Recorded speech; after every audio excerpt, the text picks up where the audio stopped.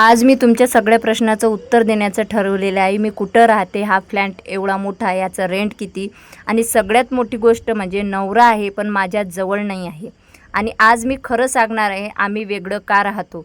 मी कितीही नाटकं केली, काही केली तरी तुमच्या लक्षात येतच असणार आहे की हे नातं जबरदस्तीचं आहे की कसं आहे.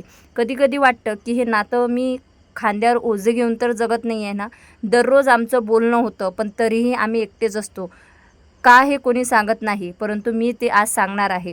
पूर्वी तो संध्याकाळी घरी यायचा, आता फक्त फोन येतो आणि एका बदलामुळे सगळं बदललेलं आहे. हाय फ्रेंड्स, स्वागत आहे तुमचं माझ्या चॅनलवर, ज्याचं नाव आहे मोहिनी हजारे. कसे आहे तुम्ही? आय होप तुम्ही मस्त आणि मजेत असणार आहे.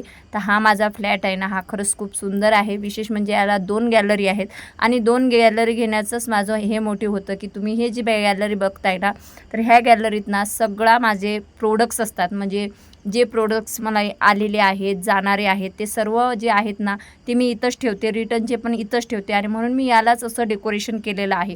आणि विशेष म्हणजे इथं मी सकाळी उठते ना, तर एवढी चांगली शुद्ध हवा, कोकिळेचा आवाज, जे पुण्यात कुठंच तुम्हाला पाहायला मिळणार नाही. आणि एवढे सारे आहेत हे माझे प्रमोशनचे प्रोडक्ट. आज हे मला स्वच्छ करायचा होता.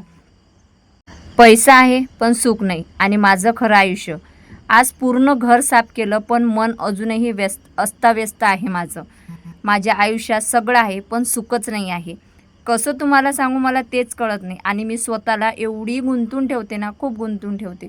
तर तुम्ही हे जे बघताय ना, तर हा मी पसारा का काढला होता, एक तर मला ते स्वच्छ करायचं होतं आणि हे इटालियाचं व्हॅक्यूम क्लीनर आलं होतं. ते हँडी आहे, म्हणजे हाताने आपण स्वच्छ करू शकत होतो. लोकांना वाटतं घर, पैसा, नवरा, मुलं म्हणजे परफेक्ट लाईन. पण खरं आयुष्य इंस्टाग्रामसारखं नसतं की 15 सेकंदात थोडंसं दुःख, नंतर हॅपी लाईफ. तसं नसतं. रील लाईफ आणि रिअल लाईफ याच्यात भरपूर फरक आहेत. मी साफ करते आणि घर पुन्हा मेसी होतं. एक्झॅक्टली माझ्या फिलिंगसारखं. मी कितीही स्वतःला रोखलं तुम्हाला सांगण्यापासून, पण ते रोखल्याच जात नाही. काय सांगू आता तुम्हाला. नवरा आहे पण नवऱ्याचं सुख नाही. कधी बोलायला वेळ नाही, कधी समजून घ्यायला वेळ नाही. आणि कधी कधी मी एकटीच रडत बसते. एकाच घरात राहूनही कधी कधी खूप एकटं वाटतं. परंतु मी जेव्हा कधी माझ्या मुलांकडे बघते ना, की खरंच माझे मुलं आहे तर मी आहे. आणि कसं आहे की तो जे करतोय ते माझ्यासाठीच करतोय. आधी त्यालाही वेळ होता, मलाही वेळ होता, परंतु आम्ही तो वेळ ना सर्व भांडणातच घालवलेला आहे. आणि कधी कधी असं वाटतं आई आहे माझ्या आयुष्यात, नवरा आहे माझ्या आयुष्यात, परंतु सुख कोणाचंच नाही आहे. आणि शेवटी मग मी असं म्हणते की जाऊ द्या, आपल्याला जे म्हणजे आपल्या ज्या जबाबदाऱ्या आहेत ते कितीही कोणीच आपल्या जन्मापर्यंत आपल्याला पुरणार नाही आहे, हा विचार करते आणि पुढे जातात. त्या व्हॅक्यूम क्लीनरने मी काय केलं, हे सर्व जे ग्रीन नेट आहे ना ते पण स्वच्छ करून घेतली, गॅलरी पण स्वच्छ करून घेतली. आणि हे जे प्रोडक्ट आहे ते सर्व व्यवस्थित लावले, झाडं व्यवस्थित लावले, झाडांना पाणी टाकलं. आणि विशेष म्हणजे जे रिटर्नचे आहे ते खाली ठेवले आणि जे करायचे होते ते वरती ठेवले. तर त्याच्यानंतर खूप भूक लागली होती, तर सगळ्यात अगोदर सर्व आवरणं झाल्यावर काय केलं, फर्निचर वगैरे पण स्वच्छ करून घेतलं आणि इथं जेवण करायला बसलेली आहे. मी मुलांसाठी सगळं करत असते, पण कधी आई तू थकली आहेस का असा प्रश्न कोणी विचारत नाही. पण त्यांचं एक आई म्हणणं मला सगळं विसरायला लावतं. पैसा आहे पण मन शांत नाही. कधी कधी वाटतं देवाने मला सगळं दिलं पण सुखच द्यायला विसरला आहे. आणि माझं नशीब असंच आहे का, मी स्ट्रॉंग दिसते पण आतून मी खूप तुटलेली आहे.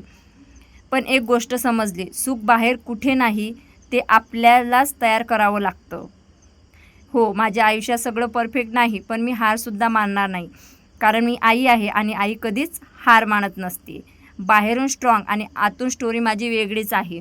तर माझ्यासाठी मी भाकर केली होती आणि मुलांना मस्तपैकी चपाती, भेंडीची भाजी वगैरे करून दिली होती. मुलं मस्तपैकी जेवली आणि थोडीशी मी थकली होती, तर इथं मी आराम वगैरे करून घेतला. आणि माझ्या फ्लॅटचा संध्याकाळचा व्ह्यू बघा तुम्ही, एवढा सुंदर दिसतो ना, जेव्हा सूर्य मावळतो तेव्हा खूप सुंदर व्ह्यू दिसतो. तर इथं मुलांना चहा बिस्किट वगैरे दिलेले आहेत आणि मी सुद्धा घेतलेलं आहे. त्याच्यानंतर झालेली होती संध्याकाळ आणि मला ना असं काहीतरी खाऊशी वाटलं होतं, कारण बाहेरनं असं थंड थंड आणि पावसाळ्याचं वातावरण झालं होतं. म्हटलं काय करायचं काय करायचं, ते यूट्यूबवर ना मी हे बघितलं होतं, म्हणजे आपलं मुरमुरा असते ना, तर त्याचे पोहे बघितले होते. म्हणजे मुरमुरे भिजून घ्यायचे, कांदा त्याच्यानंतर पोटॅटो, हिरवी मिरची, कढीपत्ता हे सगळं ना तेलात टाकायचं, जिरं मोहरी आणि शेंगदाणा टाकायचा. तो लालसर झाल्यानंतर कांदा, टोमॅटो आणि हिरवी मिरची टाकून द्यायची आणि ते मस्त लालसर होऊन द्यायचे. नंतर त्याच्यात ना आपली काय म्हणतो आपण हे टाकायचं, हळद, मीठ आणि मसाला वगैरे. तिखट थोडंसं मी कमीच टाकलं होतं आणि बाजूची पण मुलगी खेळायला आली होती. मग म्हटलं सगळेजण आपण पार्टी करूया. तर त्याच्यासाठी मी इथं मस्तपैकी ते मुरमुऱ्याचे पोहे करून बघितले होते. ज्या लोकांना म्हणजे कसं ह्याचा त्रास असतो ना ॲसिडिटीचा वगैरे, त्यांनी हे नक्कीच करा असं मला वाटतं. आणि लोकांना वाटतं आई घरी असते म्हणजे आराम करते, पण खरं काय असतं आज दाखवते. उठायचं नाही पण उठावंच लागतं. मुलं ओरडत आहेत, आई भूक लागली. माझं युनिफॉर्म कुठं आहे?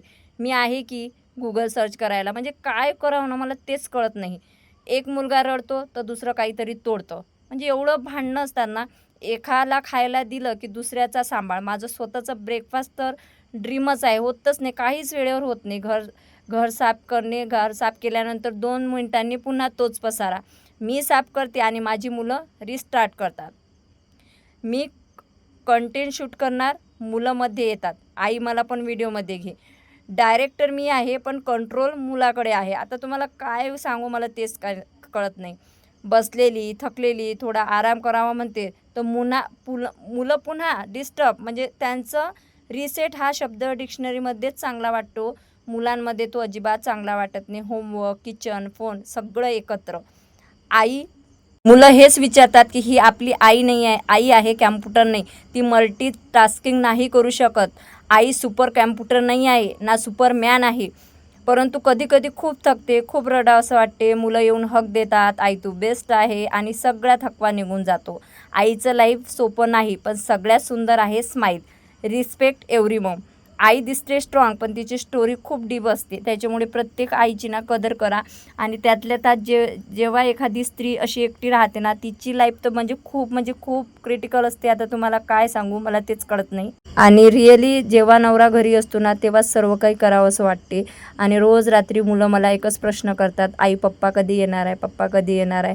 आणि त्यांच्या याच प्रश्नाचं आमच्याकडे उत्तर नसते. आणि कसं आहे, आता तो फ्लॅट घेतलेला आहे, त्याच्यामुळे त्याचे पैसे द्यायचे आहे. तर तो जेवढं मी जबाबदारी घेतलेली आहे तेवढा तो पण घेत आहे. त्याच्यामुळे रोज संध्याकाळी म्हणजे मी त्यांना म्हणत तर नाही तुम्ही या म्हणून, परंतु रोज संध्याकाळी डोळे दरवाजाकडे असतात आणि व्हिडिओ कॉलवर बोलता बोलता असं वाटते की ते म्हणतील की मी आता कंपनीतून निघालो, माझ्यासाठी स्वयंपाक कर. परंतु आता ते स्वराजला सोडून आम्हाला गेले ना, तेव्हापासून अजूनपर्यंत आली नाही. आणि दररोज मुलं आणि मी त्यांची आठवण काढत राहते. परंतु आता आमचं बोलणं फक्त कॉलपुरतं राहिलं. कॉलवरच बोलतो आणि त्यांना पण वेळ नसतो आणि मला पण वेळ नसतो. आणि असेच आमचे दिवस राहत आहे. काय माहिती तो दिवस कधी येणार आयुष्यात, ज्या दिवशी आम्ही दोघं पण एकत्र राहू, एकत्र कामं करू. आणि सोबत असताना तर तू मै भांडण आम्ही करत राहतो आणि गेल्यानंतर बघा काय अवस्था होते माझी, जे की मी तुमच्यासोबत शेअर करत आहे. तर सकाळपासून मी तुम्ही बघितलं, आधी तिकडलं रूम वगैरे साफ करून घेतलं. त्याच्यानंतर इकडली पण रूम साफ करायची होती. हे जे पडदे आहेत ना, खूप खराब झाले होते, तर ह्या स्वच्छ करायला टाकले होते.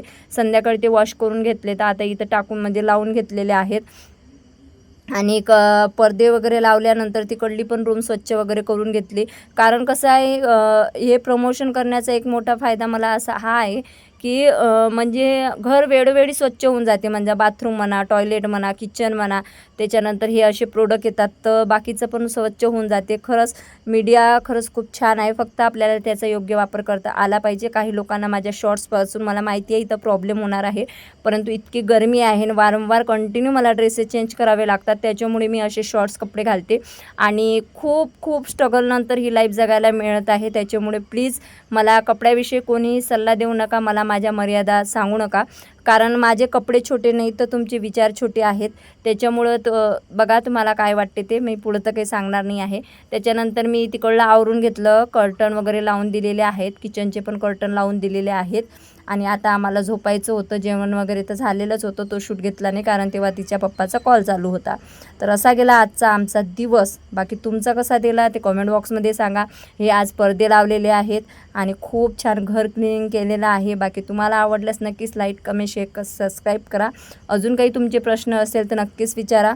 आणि माझा नवरा आणि मी वेगळं राहण्याचं एकच कारण आहे की आम्ही घर घेतलेलं आहे, आम्ही जबाबदाऱ्या वाटून घेतलेल्या आहेत. आता त्याला मॅच्युअर पण आलेला आहे. आता तो माझ्यापेक्षा जिद्दीला पेटलेला आहे की मला माझ्या बायकोला सुख द्यायचं आहे, मुलांना चांगलं एज्युकेशन द्यायचं आहे आणि माझ्या फॅमिलीला मला छोटंसं एक घर द्यायचं आहे. ते छोटंसं नाही, मोठंसंच आहे. 2 BHK म्हणजे काही जोग नाही आहे. पण असो, देर आहे दुरुस्त आहे. एवढ्या परिश्रमानंतर शेवटी नवरा सुधारला आणि तो आता करतोय. परंतु रोज रात्री मला झोपताना नवऱ्याची आठवण येते. कारण एकटं राहणं काय असते ना, हे त्या स्त्रीला विचारा, जी ती सध्या भोगत आहे. मुलं झोपतात, सर्व घर शांत होते, खिडक्यासुद्धा शांत होतात, पण मन माझं शांत होत नाही आणि असं वाटते की नवरा कधी येणार. तो असा होता आजचा ब्लॉग. त्याच्यानंतर आम्ही झोपत असतो. मुलं डेलीला लवकर झोपतात, परंतु मला काही लवकर झोप येत नाही. प्रयत्न करत असते. आता त्याच्यामुळे मी योगा क्लास वगैरे लावणारच आहे. तर असा होता आजचा ब्लॉग. आवडल्यास लाईक करा. भेटूया नेक्स्ट व्हिडिओमध्ये. तोपर्यंत बाय बाय. श्री स्वामी समर्थ.